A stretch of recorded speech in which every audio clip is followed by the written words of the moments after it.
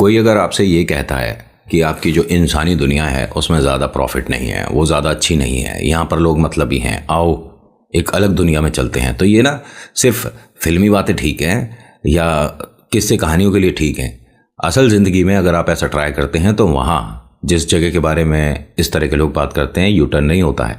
प्रेत आत्माओं की गलियाँ, भूत प्रेत आत्मा को बुलाना बेहद आसान होता है ना, लेकिन भेजना बहुत ज़्यादा मुश्किल।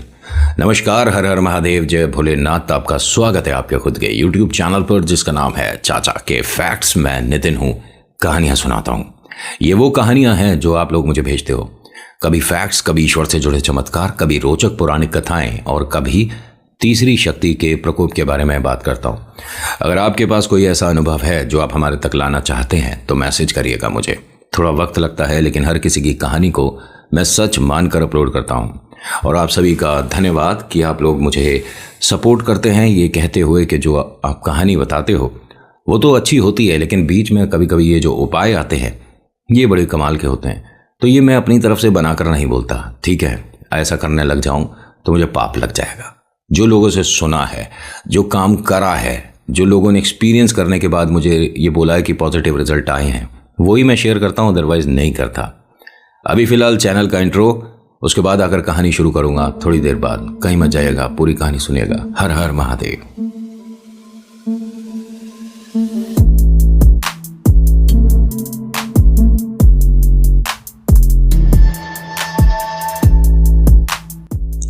कहानी शुरू करने से पहले रिक्वेस्ट है कि पसंद आती है तो please hit the like button. कुछ कहना चाहते हैं तो कमेंट में लिखिएगा अपना नाम, अपनी जगह, और हाँ लिखिएगा जय श्री राम। एक चीज़ और कहना चाहूँगा, सब्सक्राइब ज़रूर कर लीजिए, क्योंकि बहुत सारे ऐसे मैसेजेस हैं जो कहते हैं कि नितिन हमने सब्सक्राइब नहीं किया, नोटिफिकेशन आ जाता है और हमें अभी पता चला। तो प्लीज़ सब्सक्राइब करिए, नोटिफिकेशन बेल आइकन वगैरह देखिएगा, उसको ऑल पर क्लिक कर लीजिएगा, तो मैं जो कहानी लाता हूँ आप लोगों के लिए वो आपको मैसेज के द्वारा पहुँच जाया करेगी। आज की कहानी मन्नू प्रशांत की है।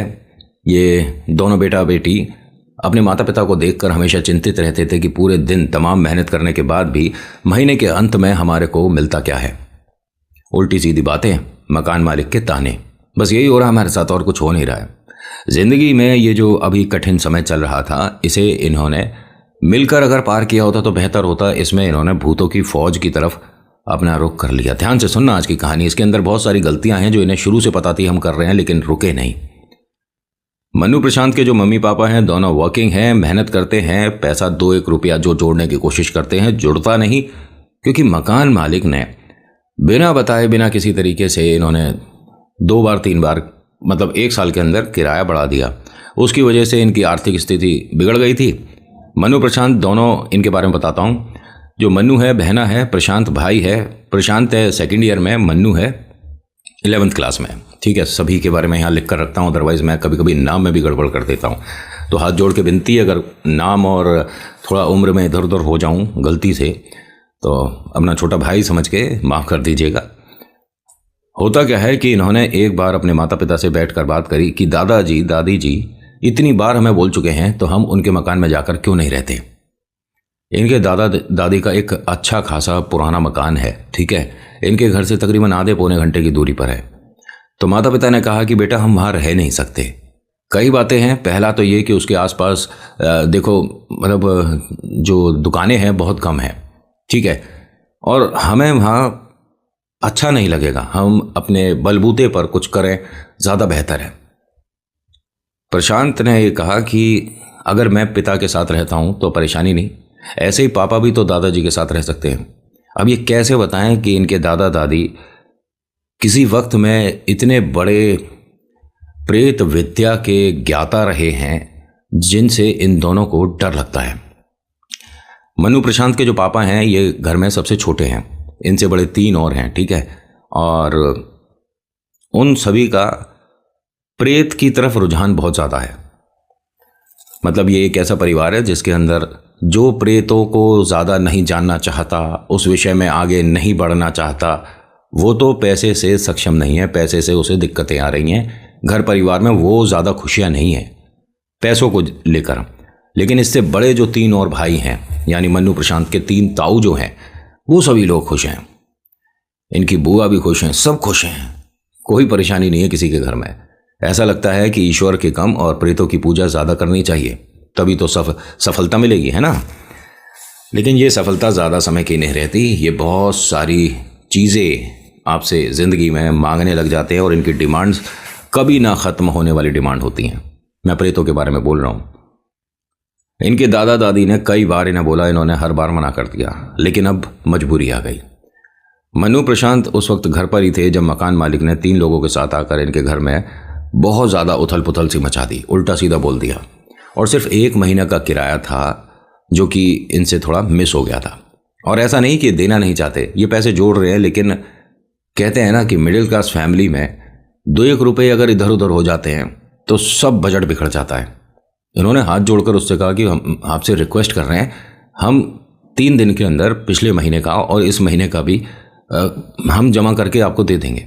उन्होंने कहा कहाँ से दे देगा, कोई कहीं से पेड़ लग रहा है? जब तुमने कहा कि इस वक्त बजट बिगड़ गया और ऐसा हो गया वैसा हो गया, पैसे कहाँ से आएंगे? उन्होंने कहा बाजार से उठा लेंगे, कुछ भी करेंगे, लेकिन हम आपको जल्दी से जल्दी पैसे दे देंगे। मनु प्रशांत को ये बात बहुत बुरी लगी, तो इसमें प्रशांत ने थोड़ा मकान मालिक से तेज आवाज़ में बात कर लिया।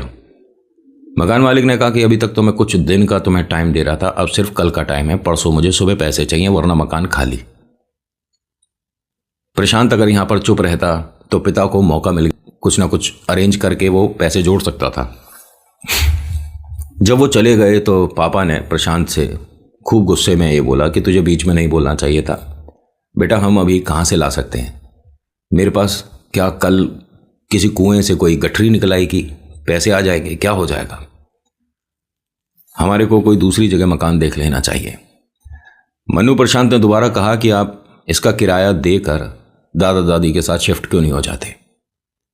ये बताना नहीं चाहते कि वो अम्मा बाबूजी जो हैं प्रेतों को बहुत ज़्यादा पढ़ चुके हैं, उन्हें देख चुके हैं, महसूस कर चुके हैं, उतारे करवा चुके हैं। किसी के लिए कुछ छोड़ना हो शायद वो भी कर चुके थे। इसीलिए ये अपने परिवार को लेकर उधर नहीं जाना चाहता कि कैसी भी समस्या हो, कोई हारी है, बीमारी है, सब कुछ देखी जा सकती है, लेकिन प्रेत वाली बात को इग्नोर नहीं किया जा सकता।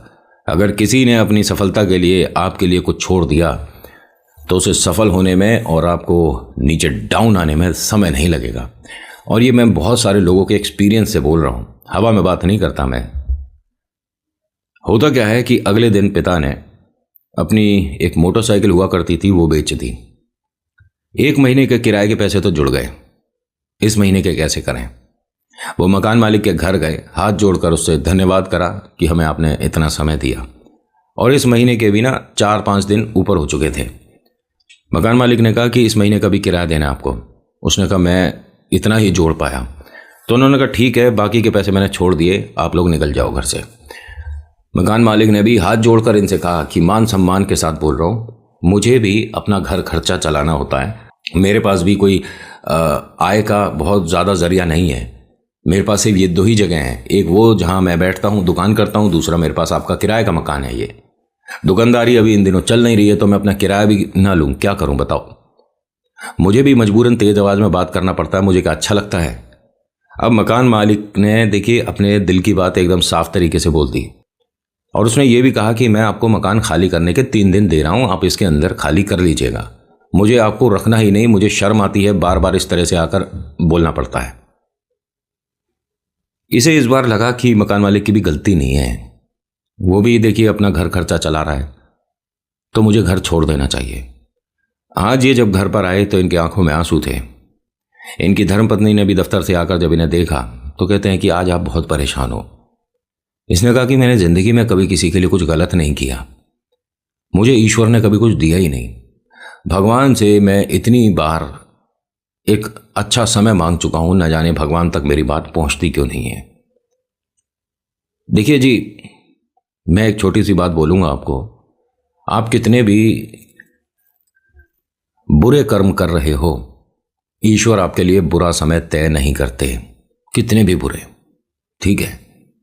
और आप कितना भी अच्छा कर लो और प्रेतों के साथ करो तो अच्छे समय की उम्मीद बस कुछ ही समय तक के लिए करिएगा, आगे जो होगा फिर वो बहुत भयानक होगा। अब यहां पर मन्नू और प्रशांत ने दोबारा से अपने माता पिता को कहा कि हम दादाजी के साथ ही रहेंगे जब तक हमारे को कोई दूसरा किराए का मकान नहीं मिल जाता। इस बार पिता ने मना नहीं किया। उन्होंने कहा ठीक है, कल पापा के घर चलेंगे। तभी इनकी धर्मपत्नी थोड़ा सा डर गई, चिंतित हुई। कहती है कि फिर इन दोनों का कहीं हॉस्टल में दाखिला करवा दें। तो पिता ने कहा कि जब हम किराया नहीं दे पा रहे तो इन दोनों का हम हॉस्टल में कैसे करवा पाएंगे। बेटा एक काम कर, तू जितना पढ़ चुका ठीक है, आगे की पढ़ाई अगर हम नहीं उठा पाएंगे पैसे, अपने बेटे को बोलते हैं। उसने हाथ जोड़े इनके सामने कि आप पढ़ाई की वजह से, मेरी पढ़ाई की वजह से अगर ये सोचते हो कि मैं बोझ हूं तो मैं कल से पढ़ाई छोड़ दूंगा। ये पूरा घर ना परेशान है। गुड़िया भी कह रही है कि मेरा भी आप स्कूल से नाम हटवा दीजिए, जब हम पे पैसे होंगे तो हम पढ़ लेंगे। दुनिया के बच्चे पढ़ते नहीं है क्या? सभी स्कूल जाते हैं क्या? मैं घर बैठकर पढ़ लूंगी। ये बहुत ज़्यादा एकदम से परेशानी आ गई है इस घर पर। बच्चों ने जब देखा ना कि पिता ने अपनी मोटरसाइकिल तक बेच दी, तो ये अपने आप को इतना ज़्यादा बुरा बच्चा समझने लगे दोनों कि हम अपने पिता के लिए, माँ के लिए कुछ कर ही नहीं पाए। अगर पिता को अपना ये स्कूटर मोटरसाइकिल बेचना पड़ जाए तो इससे बुरा क्या होगा। स्थिति कैसे ठीक करें, क्या करें हम। अगले दिन ये सभी लोग सिर्फ मिलने गए अम्मा बाबूजी से परमिशन लेने। जो इतनी बार बोल चुके थे कि हमारे घर आकर रहो, उन्होंने आज मना कर दिया। इन्होंने सीधा सीधा पूछा कि अम्मा बाबूजी अभी फ़िलहाल ना पैसों की बहुत ज़्यादा दिक्कत चल रही है, आपसे हम पैसे नहीं मांगने आए, बस हम ये चाहते हैं कि एक कमरा, आप बहुत बड़ा घर है उनका, बहुत ही बड़ा, इतना बड़ा घर है कि पूरे घर में साफ सफाई एक साथ हो ही नहीं पाती, ठीक है, एक कमरा हम चारों जने के लिए पूरा रहेगा, हम रहना चाहते हैं। आपने हमें कई बार कहा है और अभी फ़िलहाल जब स्थिति ठीक हो जाएगी तो हम छोड़ देंगे। उन्होंने मना कर दिया। उन्होंने कहा जब हम कहते थे, जब तो तुम आए नहीं, आज जब तुम परेशान हो तो सोचते हो कि हम सहारा दे दें। कहीं और जाओ, जो करना है करो, मेरे घर में जगह नहीं है। उसने भी अपने दादाजी से हाथ जोड़ के रिक्वेस्ट करी कि माता पिता के इस समय आर्थिक स्थिति बहुत ख़राब है, मैं कहीं नौकरी नहीं करता, दादाजी हमारे को रहने दो, हम एक कोने में पड़े रहेंगे। उन्होंने मना कर दिया सीधा सीधा। और जब ये सभी लोग अपना समूह लेकर यहाँ से जाने लगे, सभी की आंखों में, इन चारों की आंखों में आंसू थे और बस एक मन में एक सवाल था, क्या ईश्वर ऐसा करते हैं? भगवान हमारे लिए इतना गलत समय लिखते हैं, हमें पता नहीं था। जब ये लोग गेट तक पहुंचे तभी अम्मा जी ने आवाज़ दी, सुनो इधर आओ, तुम चारों को कुछ काम भी करने होंगे, मुफ्त में नहीं रहने देंगे। उन्होंने कहा बताइए ना क्या करना होगा, कितने पैसे किराए के देने होंगे। कह रहे पैसे ना चाहिए, पैसे का हम क्या करेंगे, हम पे बतेरा पैसा। पहले तो ऊपर वाला जो माला है, ऊपर वाला जो फ्लोर है, उसकी अच्छे से साफ सफाई करनी पड़ेगी, तुम वहीं रह लेना, ठीक है जी। और तुम हमारे किसी भी काम में दखल अंदाजी नहीं करोगे। अरे नहीं, हम क्यों करेंगे, आप घर के मालिक हैं और आप माता पिता हैं, हम क्यों आपके काम में दखल अंदाजी करेंगे। और देखो, हमारे घर में जो भी सामान आएगा उसे तुम लाओगे, पैसे हम देंगे, हमारा यहाँ से बाजार तक जाना हो नहीं पाता है। उसने कहा ये तो बहुत छोटी बात है, ये तो घर के लोग करते ही हैं। अगर अम्मा बाबूजी किसी घर में हैं तो वो खुद थोड़ी ना जाते हैं बाजार, कहीं समोसा खाना है या कोई चीज़ लानी है या कोई जूते चप्पल ठीक कराने हैं, चश्मा लाना है, जो भी है, दवाई है, कुछ भी तो घर के बच्चे ही करेंगे। उन्होंने कहा मैं इन सामानों के बारे में बात ना कर रही हूँ, जब रहने आओगे और जो मैं काम बताऊंगी तो करना पड़ेगा। अगर मना करोगे तो मैं उसी वक्त सामान और बच्चों समेत बाहर कर दूंगी। जो ना इस विद्या की तरफ या प्रेतों की तरफ रुझान रखता है, उसका अपने परिवार के प्रति ना प्यार खत्म हो जाता है। वो ऐसी ऐसी बातें बोल देगा जो आप सुन भी नहीं सकते अपने परिवार के लिए, ठीक है। तो इनका मानसिक संतुलन कितना ज़्यादा अच्छा या ख़राब होता है कहना मुश्किल है। अब इन्होंने हाँ कर दिया क्योंकि इनके पास और कोई रास्ता ही नहीं था। इन्हें बस यहाँ पर किसी भी तरह से शिफ्ट होना था कि वही घर का काम करना है, कर देंगे। साफ सफाई हम अपने घर की भी करते थे तो यहाँ की भी कर देंगे। ये अगले दिन यहाँ सामान शिफ्ट करते हैं। जब सामान शिफ्ट करा तो इनसे बड़े जो भाई हैं उनमें से दो आए बैठे हुए थे। उनके साथ दो तीन लोग भी थे, यानी घर के अंदर काफ़ी लोग हैं। और जब ये सामान लेकर आए, इन सभी ने ये कहा कि इस कमरे से ना जाकर दूसरे वाले कमरे से सामान अपना ऊपर लेकर जाना। गलती से इस कमरे के अंदर सबसे पहले मन्नू प्रशांत आ गए थे। उन्हें रोक दिया कि यहाँ कुछ लोग बैठे हैं, कुछ बात चल रही है, आप दूसरे कमरे से बेटा अपना सामान ऊपर ले जाओ।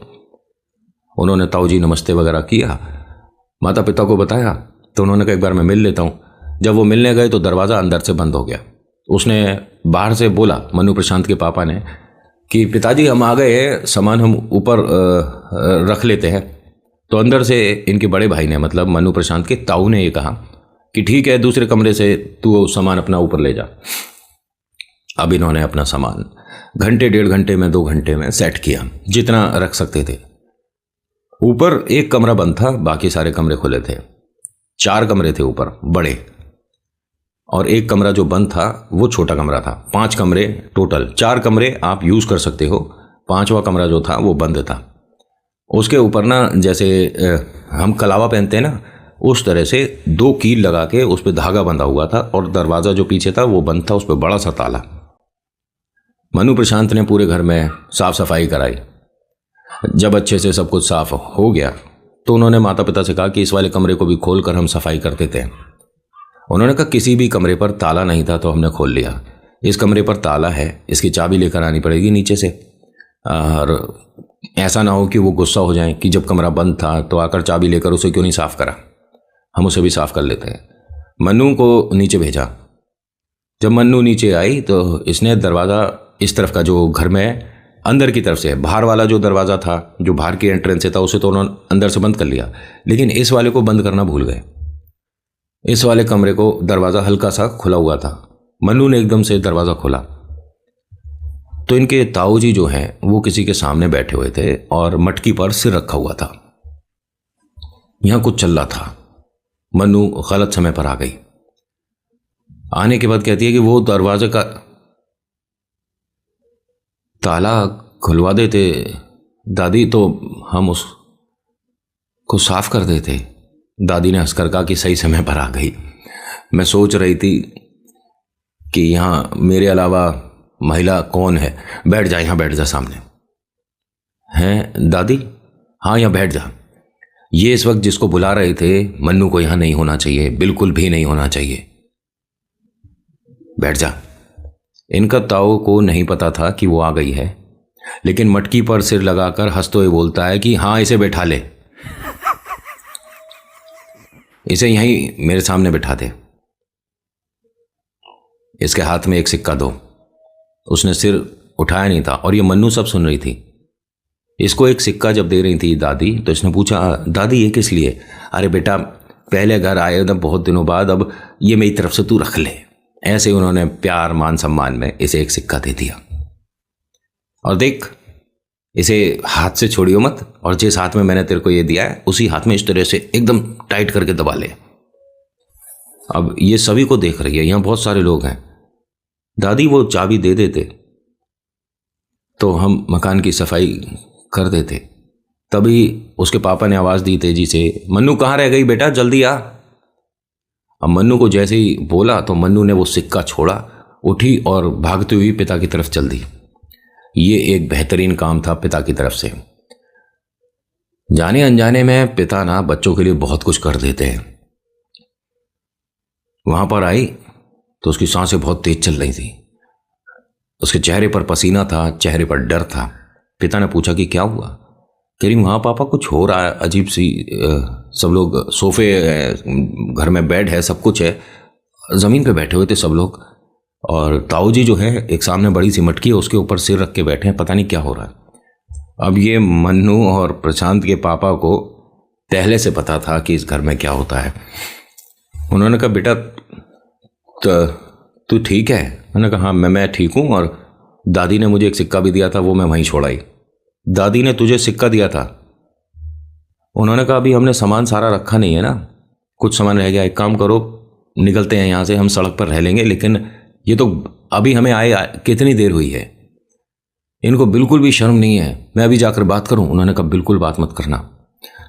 अभी हमारी स्थिति ऐसी नहीं है, बस हम 1 महीने के अंदर ये मकान छोड़ देंगे।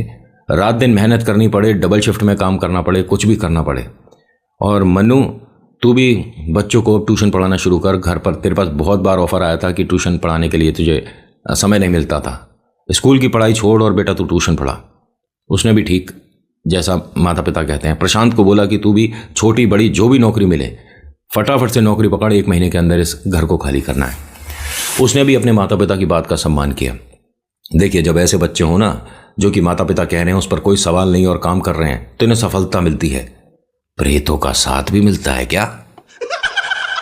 इनमें से कौन ऐसा है जो अपने माता पिता को इग्नोर करके दादी बाबा की तरफ हो लेगा? क्या आपको लगता है कि प्रशांत ऐसा करेगा, या आपको लगता है कि मन्नू ऐसा कर सकती है? देखिए, मैं एक चीज आपको क्लियर कर देता हूं, जब कोई अपने मन से प्रेतों को इनविटेशन देता है तो वह आसानी से जाते नहीं हैं। बहुत कोशिश कर लीजिए, वो जिस विषय से आए थे, जिस काम को आए थे, उस काम को करने के बाद वो आपके सामने आकर बैठ जाएंगे। अब आपके बस की हो तो उसे भेज के दिखाओ। एक छोटा सा एग्जाम्पल देता हूं मैं आपको।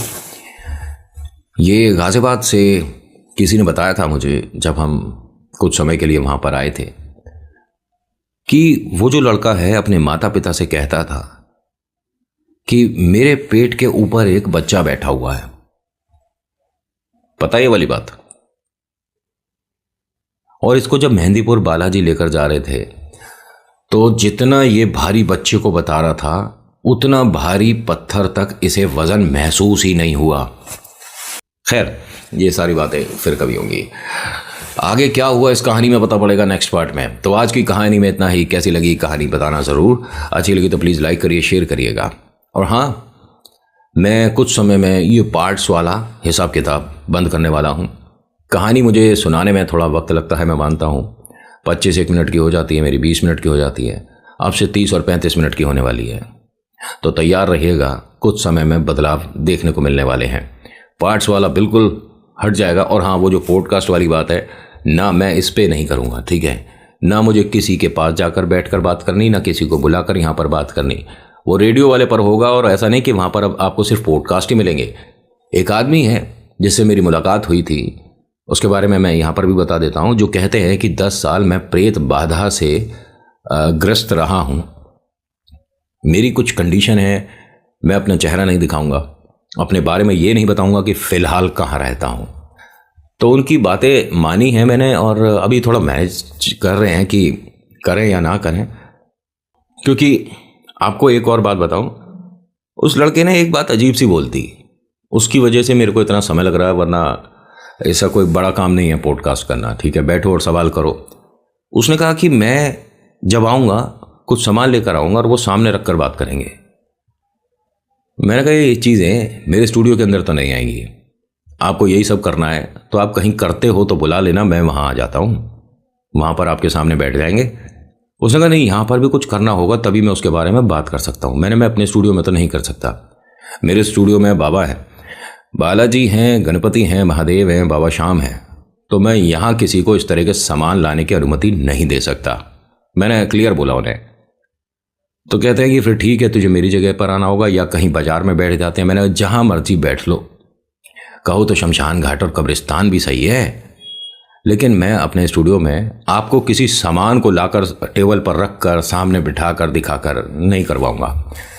अभी ऐसा ही कुछ चल रहा है। अगर वो हाँ करेंगे तो ठीक है, वरना अपने पे भी कोई ऐसा वो है नहीं। आप लोगों का प्यार बहुत है, मुझे इस तरह की चीज़ें ना तो प्रमोट करनी थी, ना है, ना कभी होंगी। वो भाई ने जो बताया, हाँ मैं चाहता हूँ कि आप लोगों तक पहुँचे, लेकिन ऐसा नहीं कि जैसा वो चाह रहे हैं। नॉर्मली जैसे हम बैठकर बात करते हैं ऐसे बात करिए। वो चीज़ें लाकर टेबल पर रखेंगे, फिर बताएंगे, वो चीज़ें दिखाएंगे, ये सब नहीं चाहता मैं। क्योंकि किसी के मन का क्या बताएं भाई, वो किस मन से यहाँ पर आ रहा है किस मन से वो ये सारी चीज़ें यहाँ पर करना चाहता है। उसके बाद कहेगा कि मुझसे आप सवाल कर सकते हो, जवाब मैं भी दूंगा और वो भी देंगे, मेरे साथ ही आएंगे। तो आप समझ रहे हो ना, मैं खामखा की टेंशन अपने सिर पर क्यों लूँ, या आप लोगों को ऐसा भयभीत करने वाला पॉडकास्ट क्यों दिखाऊं। बात करनी हो बात कर सकते हैं, मुझे कोई फ़र्क नहीं पड़ता, या किसी को कोई फ़र्क नहीं पड़ता बात करने से। आप भूत प्रेत की वीडियो देखते हैं, आपको कुछ होता है? नहीं होता, और हो भी नहीं सकता। महादेव आप सभी का रक्षा करें, भोले बाबा हमेशा हम सभी के साथ हैं, आप निश्चिंत रहिए। पूरे दिन में एक बार जय श्री राम बोल दिया तो प्रेत तो भाग गए दूर दूर आपसे। तो आज की कहानी में इतना ही, कैसी लगी बताना ज़रूर। और एक चीज़ और क्लियर कर दूं कि जैसे पॉडकास्ट वाला मैंने कहा है कि हो सकता है कि इधर होगा, मतलब इधर तो नहीं, उस पर होगा, या 1% ये भी है कि नहीं भी हो पाए। दूसरा, कहानियाँ थोड़ी सी अब लंबी होने वाली हैं, ईश्वर की भी और प्रेत रिलेटेड जो है। बस फैक्ट्स वाली जो होंगी थोड़ी सी छोटी रहेंगी, 10 से 12 मिनट का जो रहेगा, क्योंकि मैं पार्ट्स वाला, बहुत लोगों का मैसेज आता है कि दूसरे पार्ट को ढूंढने में प्रॉब्लम हो जाती है। That's why I try to make some kind of changes इधर। तो बस इतना ही है। So thank you so much for watching. मेरा नाम नितिन है, मुलाकात करूंगा आपसे एक अगली वीडियो में। हर हर महादेव, जय भोलेनाथ, धन्यवाद।